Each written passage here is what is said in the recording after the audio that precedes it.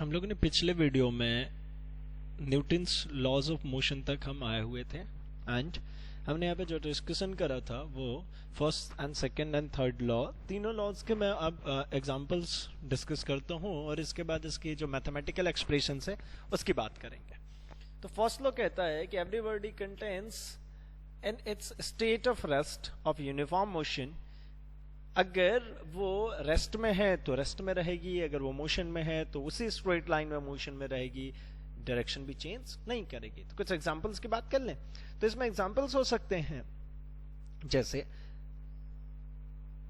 Suddenly कोई vehicle चलना शुरू हो जाती है तो उसमें बैठे लोग पीछे की तरफ झुक जाते हैं। जैसा अपन कहते हैं कि भाई बस के अंदर आप खड़े हो, सडनली बस चलना शुरू हो गई तो आप पीछे की तरफ लुढ़क जाते हो, है ना। तो क्या होता है भाई, ये अपन ऐसा खड़े हैं, सडनली बस चालू हो गई तो ये नीचे की जो सरफेस थी वो रेस्ट में थी, हमारी बॉडी से टच थी तो हम भी रेस्ट में थे। अब ये नीचे का सरफेस सडनली मोशन में आ गया तो ये जो नीचे वाला पोर्शन है ये मोशन में आ गया, लेकिन ये जो ऊपर वाला पोर्शन है ये अभी भी किस में है, रेस्ट में। तो आप समझो ना, ये वाला नीचे वाला बॉडी पार्ट ये आगे चला गया, नीचे वाला बॉडी पार्ट किधर आगे चला गया, तो हम किस में आ जाएंगे, हम तो ऊपर की बॉडी रेस्ट में, नीचे की बॉडी मोशन में, तो हम पीछे की तरफ ही तो लुढ़केंगे। ठीक है ना, क्लियर है। तो एक तो ये हो गया हमारे लिए, और भी एग्जांपल्स है जैसे हम स्टिक से किसी भी क्लॉथ को पीटते हैं तो उससे डस्ट बाहर निकलता है। डस्ट बाहर निकलने का क्या मतलब है, क्लॉथ एंड डस्ट, सपोज मैं ऐसा बना रहा हूं, देखो ये हमारी क्लॉथ्स, इसके ये लाइंस जो बना रहा हूं मैं, तो मैंने थोड़ा सा मैग्नीफाई किया हुआ है, समझ लो जो उसके थ्रेड्स हैं उसके बीच के, उसको मैग्नीफाई कर लिया।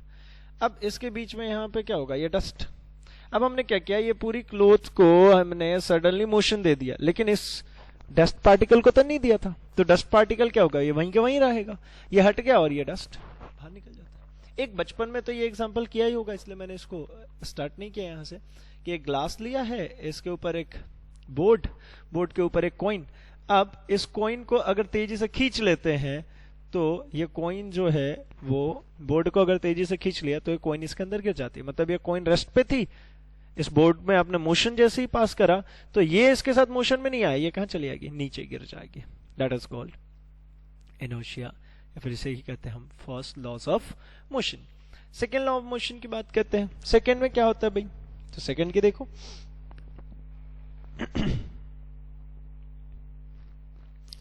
देखो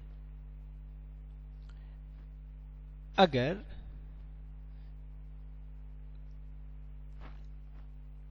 the rate of change of linear momentum of a body is directly proportional to the force applied। मतलब कि अगर कोई पर्सन है ना उतरते समय ट्रेन से या बस से, कौन सी ट्रेन, चलती हुई ट्रेन या चलता हुआ बस, धीरे धीरे बस चल रही है, धीरे धीरे ट्रेन चल रही है, तो कई बार को ऐसा होता है कि लोग उतरते हैं तो उतरते हुए उसी के डायरेक्शन में क्यों चलते हैं, है ना, उतरते हुए उसी के डायरेक्शन में क्यों चलते हैं। उसके चलने का मतलब सिंपली होता है कि उनके ऊपर जो मोमेंटम क्रिएटेड है उसी मोमेंटम में उनको रहना होता है, अगर वो सिर्फ उतर करके रुक गए तो वो गिर जाएंगे, इसलिए उनको उसी के डायरेक्शन में चलना पड़ता है। ठीक है, या फिर आप इसको ऐसा भी ले सकते हो कि जैसे ही कोई प्लेयर क्रिकेट के अंदर कोई कैच आता है तो कैच पकड़ने के बाद हाथ को नीचे तक खींचता है, हाथ नीचे तक खींचने से क्या हुआ, सडनली उसने उस बॉल का मोमेंटम ब्रेक नहीं किया, उसने क्या करा, उस बॉल के साथ में अपने हाथ को थोड़ी देर तक लेके गया, धीरे धीरे रेट, यहाँ पे देख रहे हो rate of change, rate of change जितना ज्यादा समय लेकर के होगा उतना धीरे धीरे धीरे धीरे आप चेंज जो फोर्स है उसको आप कंट्रोल करोगे। अगर आपने सिर्फ सडनली हाथ बिल्कुल टाइट पकड़ के जैसे ही बॉल है वहीं के वहीं रोक ली तो चोट लगेगी, और बॉल को थोड़ी देर तक उसी के साथ आप चलाते रहे, धीरे धीरे कम किया, तो फोर्स तो आपको उतना ही वैनिश करना है, लेकिन आपको टाइम मिल गया, तो जो रेट ऑफ चेंज है वो सडन नहीं हुआ। ठीक है ना, ये सेकेंड लॉ का एग्जांपल आ गया। थर्ड लॉ पता ही है, आप किसी भी ऑब्जेक्ट के ऊपर फोर्स लगाओगे तो वो ऑब्जेक्ट भी आपके ऊपर फोर्स लगाता है। जैसे बोट से उतरते समय, है ना, ये ध्यान रखिएगा, ये हमारी हो गई भाई बोट, ये पानी वाला है ना, ये कॉर्नर है, यहाँ पे हमें उतरना है, तो बोट से जैसे ही उतरते हैं, और बोट ऐसे ही बिना किसी चीज से बांधी नहीं है, ऐसी बोट है, यहां से उतरो, उतरने के लिए क्या करोगे, आप बोट को धक्का दोगे पीछे की तरफ, तभी तो आप आगे बढ़ोगे। तो बोट को जब धक्का पीछे की तरफ दी जाती है तो बोट आगे चली जाएगी, भाई किसी चीज से बंधी तो है नहीं, और आप इस रैंप पे ना उतर के कहां उतरोगे, पानी के अंदर। तो इसलिए है ना, ध्यान रखिए थर्ड लॉ कहती है कि भाई कोई भी एक्शन होगा, कोई भी फोर्स आप लगाओगे तो उसके अपोजिट डायरेक्शन में भी एक फोर्स लगेगी। अब हम आ जाते हैं मैथमेटिकल एक्सप्रेशंस पे।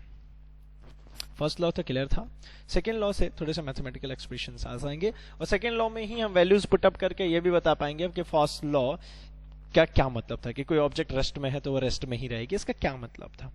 ठीक है, तो देखो डेफिनेशंस तो मैंने लिखाई दी थी, तो मैं सेकेंड लॉ डिस्क्राइब करता हूं।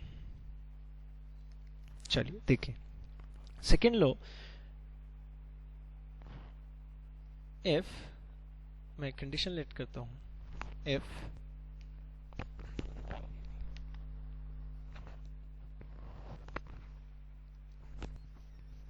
if a body of mass m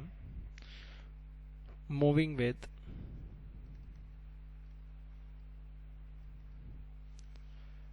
velocity v, then the linear momentum, मैं मोमेंटम आपको सिखा भी चुका हूं, फिर से बताता हूं। मोमेंटम एक मैथमेटिकल टर्म में होता है मास इंटू वेलोसिटी। क्या होता है ये? Mass into velocity. तो यहां पे क्या हो जाएगा? Linear momentum p vector equals to m v vector, mass into velocity. ठीक है, अब एक काम करो, दोनों को डिफरेंशिएट कर दो टाइम से, differentiating with respect to time, time से डिफरेंशिएट करो तो क्या हो जाएगा? देखो, dp vector upon dt is equals to dmv vector upon dt। देखो मास में तो कोई टाइम का फैक्टर होता नहीं है, तो उसको बाहर ही कर लो, तो आपको क्या मिल जाएगा? ये dp vector upon dt is equals to, mass को बाहर करो तो क्या हो गया? m dv upon dt। ठीक है, अब एक बात बताइए, dv अपॉन dt क्या होता है भाई? Velocity upon time. dv upon dt मतलब क्या? velocity upon time. Velocity upon time is acceleration. So now we can write in this one dp vector upon dt is equals to ma. कोई दिक्कत? ठीक है, अच्छा अब जरा देखना, अब सेकेंड लॉ की बात करते हैं। अकॉर्डिंग टू सेकेंड लॉ क्या कहती है सेकेंड लॉ? वो ये कहती है कि फोर्स अप्लाइड है ना, force applied is directly proportional to rate of change of momentum, rate of change of momentum. तो फोर्स अप्लाइड मतलब क्या? F vector directly proportional to rate of change of momentum मतलब क्या? Dp vector upon dt। Fine, अब इसको आप देखेंगे तो मैं ऐसा नहीं लिख सकता हूं क्या? इस यहां पे dp अपॉन dt f के डायरेक्टली प्रोपोर्शनल है, तो मैं ये dp अपॉन dt की जगह पे f vector directly proportional to इसकी वैल्यू यहां से ले जाके रखो, क्या बनेगी बताओ?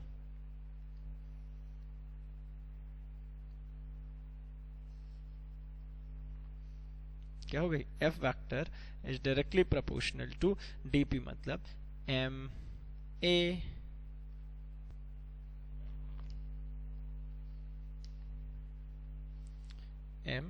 वेक्टर। कोई दिक्कत परेशानी? मतलब फाइनली मेरे को क्या मिला? f is directly proportional to ma